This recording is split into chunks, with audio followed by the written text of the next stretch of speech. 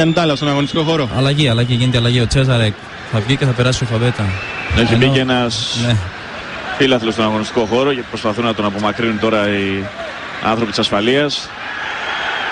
Τώρα αυτό που έκανε ο Μπαστία θα του στοιχήσει και θα δει την κόκκινη κάρτα απολύτως δικαιολογημένα από τον κύριο Κατσιδόνη, διότι χωρίς να του πέφτει λόγος έβαλε τριπλοποδιά στον άνθρωπο που είχε μπει στον αγωνιστικό χώρο, ο οποίος τώρα μεταφέρεται εκτός αγωνιστικού χώρου από τους άνδρες της ασφαλείας. Διαμαρτύρονται. Ναι, είναι ένα θέμα που άπτεται στην αρμοδιότητα των ανθρώπων της ασφαλείας. Ο Μπαστία δεν είχε κανένα λόγο να βάλει τρικλοποδιά εδώ. Εδώ θα δείτε τον Μπαστία. Του έβαλε τρικλοποδιά ο Αργεντινός. Είναι μία από τις σπάνιες περιπτώσεις. Ναι, νομίζω δεν το έχουμε ξαναδεί να αποβάλλεται παίκτης για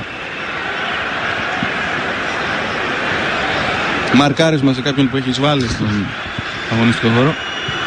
Είναι περισσότερα για τη συγκεκριμένη φάση και την κόκκινη κάρτα που είδε ο Μπαστία για αυτήν την ενέργειά του. Θα ακούσετε στην Αθλητική Κυριακή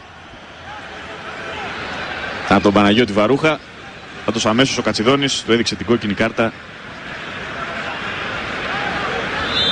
για αντιαθλητική συμπεριφορά. Είναι απευθείας κόκκινη. Απευθείας κόκκινη.